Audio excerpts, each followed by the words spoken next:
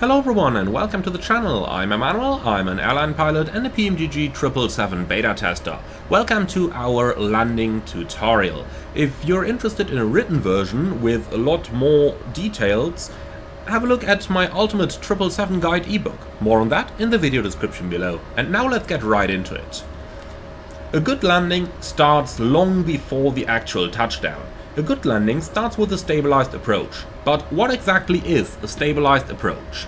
So there is certain criteria we need to meet by the time we pass the so-called stabilized approach gate. That gate is normally located 1000 feet above your aerodrome elevation and can usually be seen by the top of the white bar on the altimeter. However, be aware that not all 777s have this fitted, as it is optional equipment. Now, some operators also use a 500-foot gate in visual meteorological conditions and only use the 1000-foot gate in instrumental meteorological conditions. However, most wide-body operators tend to only use the 1000-foot gate. So now let's go over the actual stabilized approach criteria. In order to consider an approach stable, we need to be on speed, that is within plus 10 or minus 5 knots of the target speed. We need to be on the localizer within 1 dot of deviation, and be aware of the expanded localizer scale that you have available when the approach mode is engaged on your autoflight system.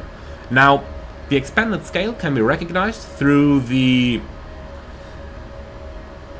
shape of the square down here on the localizer scale compared to the standard dot that you have on the normal scale.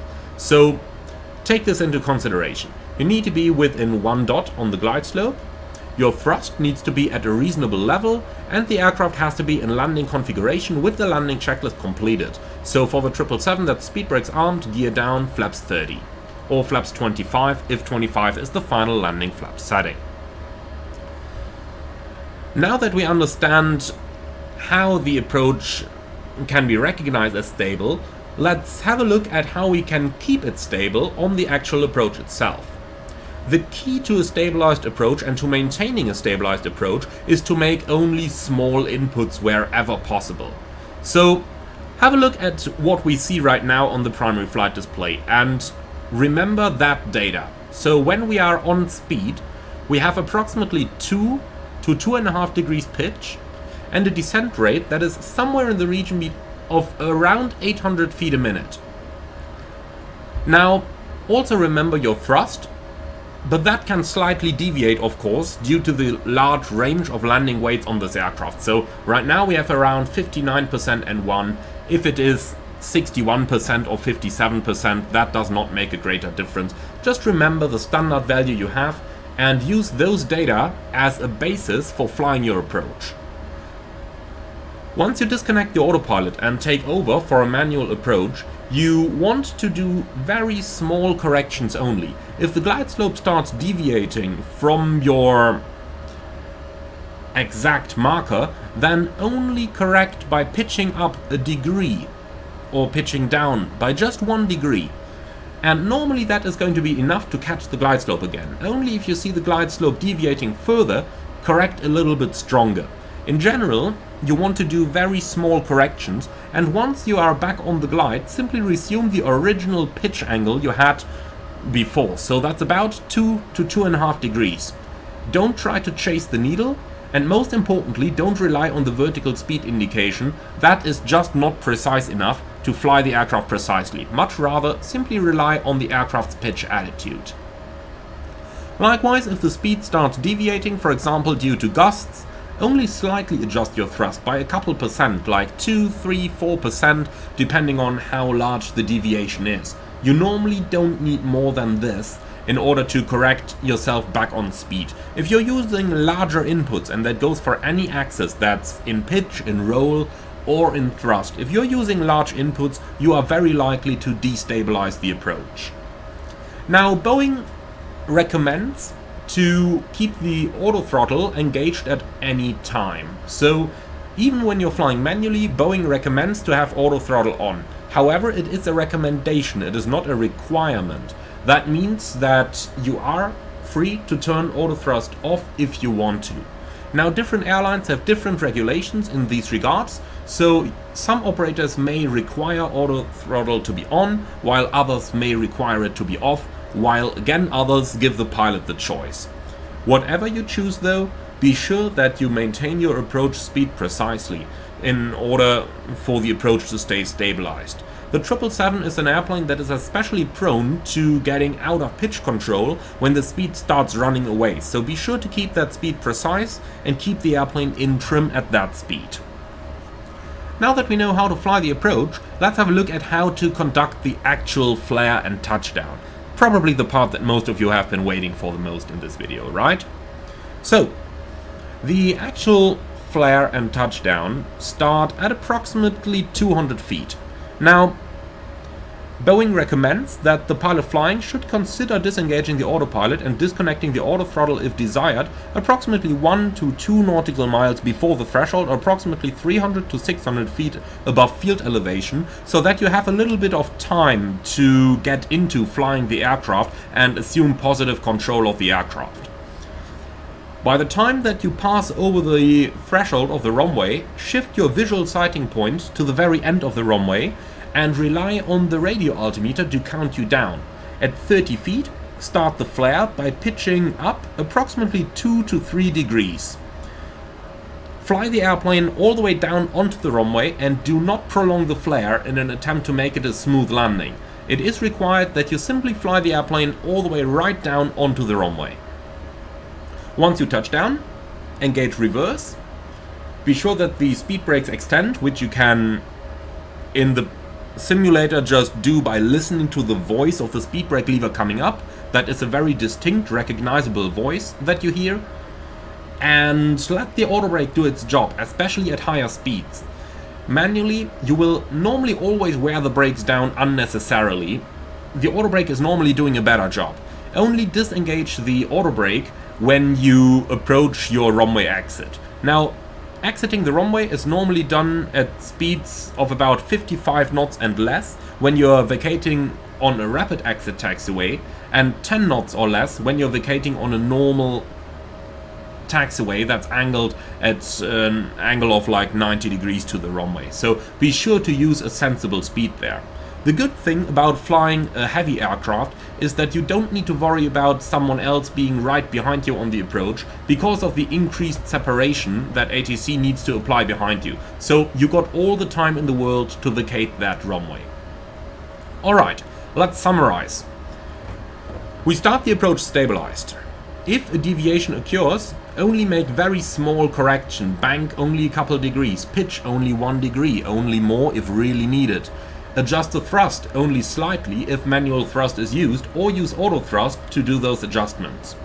When we fly over the threshold, look to the end of the runway, flare at 30 feet by pitching up about 2 or 3 degrees, but don't look at the attitude indicator for that. Look outside and use your peripheral vision. That's you focus on the outside and you notice at the side of your vision how the plane is acting below you.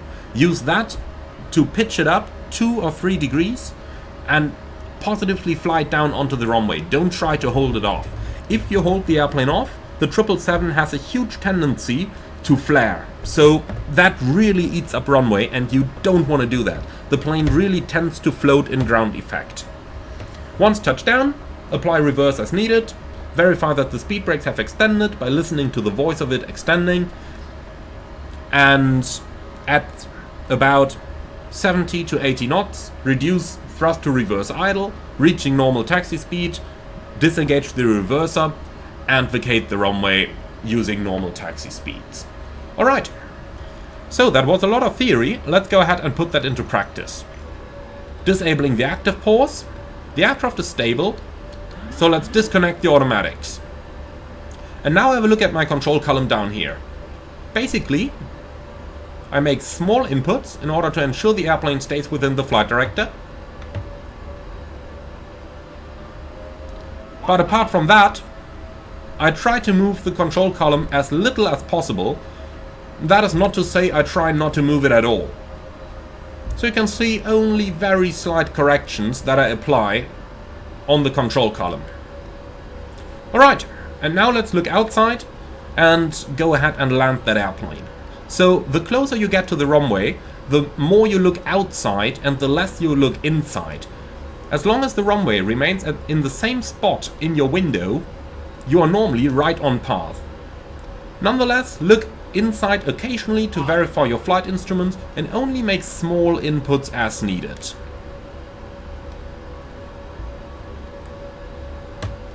So, flying down the runway, maintain the centerline, maintain the glide slope. You can make good use of the puppies for that, but remember, as we're approaching 200 feet, we no longer aggressively follow the puppy or the glide slope. Deviations can occur, that's not a problem. Continue. So, I'm not doing any input at all right now.